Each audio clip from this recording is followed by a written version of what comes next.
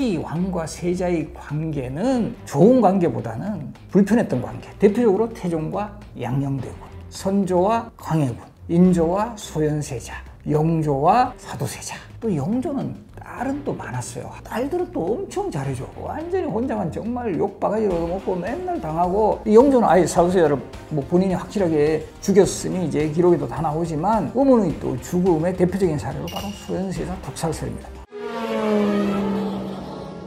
안녕하십니까. 건국대학교 사학과 신병주 교수입니다. 많은 분들이 영조의 아들 그리고 이 비운의 왕세자 뒤주에 갇혀 죽은 그런 좀 안타까움 이런 부분 많이 생각하시는데 사실 태어났을 때는 정말 엄친아였어요. 그 영조가 42살에 낳은 늦둥이 아들. 오래간만에 본 귀한 아들이었기 때문에 태어난 지 1년 조금 지난 후에 세자 책봉을 단행을 해요. 사도세자는 최연소로 세자 책봉이 된 사람이에요. 그만큼 영조의 기대를 많이 받았고 또 어릴 때부터 이 영조가 뭐 무릎팍에 앉히고 귀여워하고 직접 책 같은 거를 써서 이렇게 막 보여주기도 하고 질문도 하고 매우 이뻐했죠. 자라면서부터 이제 좀 불화가 시작이 되는데 체형도 많이 달라요. 성격도 다르고. 이 영조는 직접 남아있는 초상화를 보면 되게 마른 체형이시고 그 영조는 21살 때 세제 시절에 그린 초상화도 있고 그리고 왕이 된 후에 51살 때 그린 초상화가 그 원본이 남아있는데 거의 얼굴 모습이 바뀌지 않아요. 체형 관리 잘 하신 거고 이것에는 채식위주의 식단이라든가 또 이렇게 철저한 건강관리.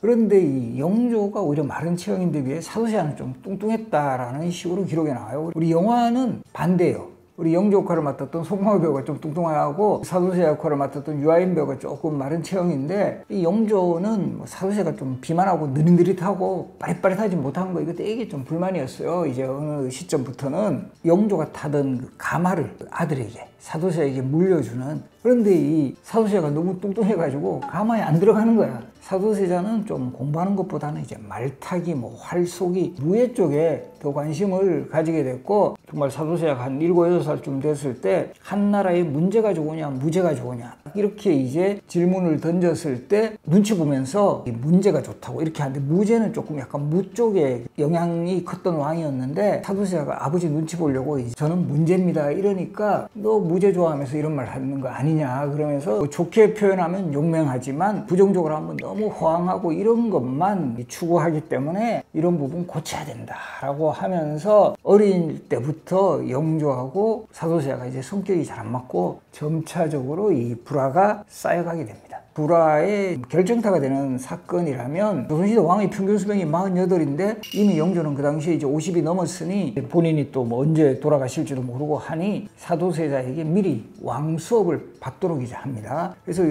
형태를 대리청정이라고 하는데 이 대리청정하는 과정에서 더 두 사람의 불화가 쌓여가는 거예요. 실질적으로는 세자에게 맡겨서 이렇게 국정 같은 거 한번 처리하라고 해놓고는 모든 것을 뒤에서 영조가 다 지시하고 결제하고 또 사도세자가 이렇게 처리했습니다라고 보고를 하면 바보 같은 놈 이거는 이렇게 해야지 저거는 저렇게밖에 하지 못해 이렇게 되면서 엄청나게 스트레스를 줘요. 그러니까 이 사도세자는 뭐 어떤 경우에는 하도 두려우니까 이건 그냥 뭐 신하들이 보고를 올리면 그건 경들이 좀 알아서 해라 이렇게 했다고 보고를 하면 영조가 바보 같은 놈은 너가 직접 그거를 처리하지 이렇게 막 화를 내시는가 하면 이렇게 한번 일을 처리하라 그렇게 했다고 하면 그렇게 하면 어떡하냐고 사도세자는 뭐 정말 영조만 보면 너무 두려움이 쌓이는 거예요. 거기다가 이제 또 한 번은 나 이제 왕 안 해 이러면서 그러면 어떻게 해야 되냐면 신하들은 정말 전부 다 볼때같이 일어서서 아니되옵니다 이렇게 해야 되는 거예요. 이 사도세자는 그럼 어떻게 해야 되겠어요? 당연히 영조를 찾아가가지고 아버님 이 조치를 거두십시오. 이때 영조가 어디 가냐 하면 영조가 왕이 되기 전에 살던 잠저가 있어요. 지금 경복궁 서쪽에 가면 창의궁이라는 그 자리가 있는데 창의궁에 찾아가서 아버님 그 조치를 거두주십시오. 사도세자가 뭐 홍역에 걸린 그런 몸으로도 막 가서 그냥 촉고 대제하죠. 뭐 이런 일들도 여러 차례 벌어졌고 그러니까 영화 사도에도 이 장면이 나오는데 사도세자가 옷을 제대로 못 입어요. 왕실 옷을 의대라고 하는데 의대증이라고 해요. 왜 그 의대증에 걸리냐 하면 아버지인 영조를 만나 뵈려면 옷을 갖춰 입어야 될 거 아니에요. 갖춰 입어야 되는데 옷 갖춰 입을 때마다 깨지니까 옷만 보면 두려운 거야. 그래서 이 밑에 있는 내시들이나 이런 궁녀들에게 저 옷 다 불태워버려라. 이 영화에도 그 장면 나와요. 그러니까 거기다가 이제 또 내시가 불태워진 옷 때문에 이게 옷을 준비 못하고 이러고 있으면 결과적으로 그렇게 해서 내시를 죽이기까지 해요.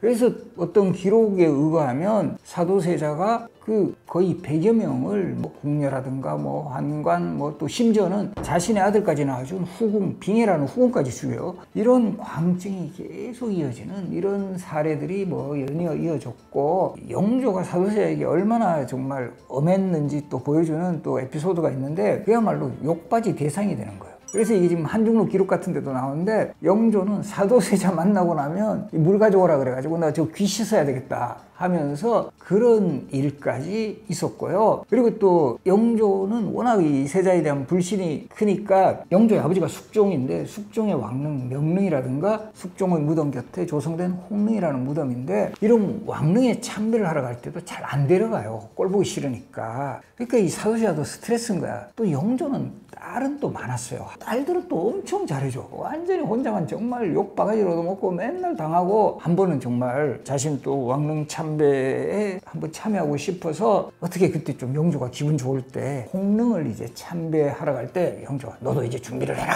이렇게 된 거예요. 그러니까 사도세자 입장에서는 그래도 아버지가 나를 좀 인정했구나 이런 생각 들겠죠. 그래서 이제 같이 이제 막 준비를 하고 있는데 그날 비가 내려. 그러니까 영조가 이게 막 버럭 화를 내면서 네가 따라오니까 비가 온다고 이렇게 되는 거예요. 그런 것들이 결국 쌓이고 쌓여서 영조가 세자의 문안 인사도 받지 않아요. 꼴 보기 싫으니까 뭐 문안 안 해도 돼 이렇게 되고, 그리고 그 이후에도 영조가 사도세자의 문안을 안 받고 이런 과정에서 사도세자는 호련히 그냥 궁 밖을 나가지고 막 돌아다니는 거예요. 성균관 유생들도 상소 같은 거 올려가지고 막 세자가 뭐 함부로 뭐 궁 밖을 돌아다닌다. 그리고 결정타가 된 게 1761년에 사도세자가 역시 영조에게 보고도 하지 않고 비밀리에 평양을 가서 20일 정도 있다가 다녀와요. 이게 이제 영조도 처음에는 몰랐어요. 이게 언제 밝혀지느냐 하면 1762년에 나경원이라는 인물이 한 장의 고변서를 올려요. 세자의 비행을 조목조목 알리는 바로 그런 내용들이었고, 바로 평양에 갔다 온 이야기라든가 궁녀를 죽인다든가 이 사도세자의 비행을 조목조목 적어서 이제 올렸는데, 보고서가 올라온 후에 나경원의 고변서가 올라왔지만 그 고변서 내용은 정확하게 기록이 되어 있지 않은데, 바로 이 영조가 이 나경원도 그대로 이제 처형을 시켜버려요. 그러면서 훗날 영조가 나경원 고변 사건을 끌어들이면서 저기에 너의 비행이 이렇게 적혀 있다. 이렇게 세자가 20일 동안에 몰래 평양을 빠져나갔음에도 관리들 너희들도 하나도 나한테 보고하지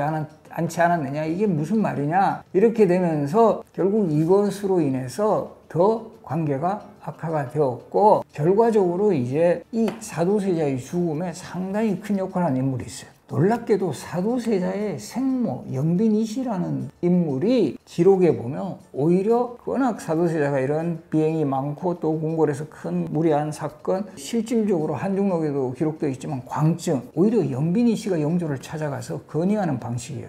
이 처분을 내려주십시오 이렇게 나옵니다. 어머니 입장에서도 사도세자가 존재하면 오히려 모든 것이 더 위험해질 수 있다 이런 판단을 했던 것 같아요. 결과적으로 그런 그 처분에 대한 건의도 올라오고, 영조도 계속 이런 걸 접해왔고, 사도세자가 너무 이제 광증으로 흥분하고 화가 나면 주변 사람들 뭐 제거하고 이러니까 어쨌든 저 광증을 멈출 사람은 나밖에 없다 이렇게 판단을 한 거예요. 그리고 이때가 영조가 창경궁에 있을 때인데, 편전으로 쓰고 있는 건물이 문정전이란 건물인데요. 여기 건물이 영조의 첫 번째 왕비 정송왕후 서씨의 혼전으로 사용해서, 이 실록 기록에 보면 영조가 이 사도세자를 뒤에 갖춰 죽이는 그 시점에 정송왕후의 혼령까지 나타나서 너를 죽이려고 한다 이런 표현을 해요. 그러면서 사도세자를 바로 이 혼전이 있는 문정전 앞마당에 들어오게 합니다. 뒤주에 갇혀 죽었다. 우리 이것만 기억을 하시지만 처음에는 자결을 명해요. 영조가 일단 칼로 해라 이랬는데, 그 주변에 워낙 신하들이 많고 실록 기록에도 등장을 해요. 이 자결을 말려요. 영조가 저 외소조방에 있는 뒤주를 가져오라 이렇게 된 거죠. 왜 뒤주였을까요? 뒤주는 일단 들어갈 수가 있죠. 그리고 거기에는 잠금 장치가 있다라는 거죠. 우리가 원래는 쌀 같은 거 보관하니까 일단 일단은 바로 처형하는 것보다 뒤주에 가두어 두면 좀 생각할 시간을 좀 가지지 않았을까 이런 생각도 들어요. 결국은 뒤주에 갇혀서 일주일 정도 있다가 이제 고통스럽게 그 삶을 마감을 하게 되고, 사도세자의 뭐 죽음에는 과연 뭐 어떤 세력들이 뭐 관여를 했느냐. 근데 크게 보면 영조의 처분이에요. 영조 때의 집권 세력인 노론 세력에 대신하는 뭐 소론 세력 쪽에서 뭐 이런 사도세자를 뭐 부추겼다, 정치 세력에 좀 영향을 받은 그런 부분은 있었지만 사도세자를 부추겨서 이 쿠데타를 하려고 했고 사도세자의 제거로 이어졌다. 이건 너무 지나친 뭐 비약으로 볼 수 있고요. 사도세자가 뒤지에 갇혀 죽기 3년 전에 1759년에 정순왕후가 영조의 계비로 들어와요. 그런 뭐 정순왕후 세력들도 집안 자체는 노론 집안이고, 그래서 이 정순왕후 세력이 뭐 사도세자의 죽음에도 관계하고, 나중에 뭐 또 정순왕후가 정조의 죽음에도 뭐 관계했다 뭐 이런 것도 역시 너무 지나치게 대립구도고, 사실 정조 같은 왕도 돌아가시기 직전까지도 그 왕실의 최고 어른인 정순왕후를 잘 이제 모셔라는 그런 그 지시까지 내려요. 이 정조의 죽음 이후에 신유 박해라 해가지고 천주 박해 사건이 일어나면서 정조 때 어느 정도 좀 적극적으로 후원했던 난인 세력들이 대거 이제 정치적으로 숙청당하고, 이때 정양수도 기양을 가죠. 그런 부분 때문에 그런 제시를 하는데, 항상 이건 왜 그러냐면 정치적으로 너무 대립구도 같은 거, 이런 것들을 강조하는 경향에서 나온 거다. 어떤 면에서는 영조 입장에서 실컷 죽여놓고는 내가 너 정말 참 생각하고 애도한다. 영조가 부여한 호칭이에요. 사도, 생각할 사, 애도할 도.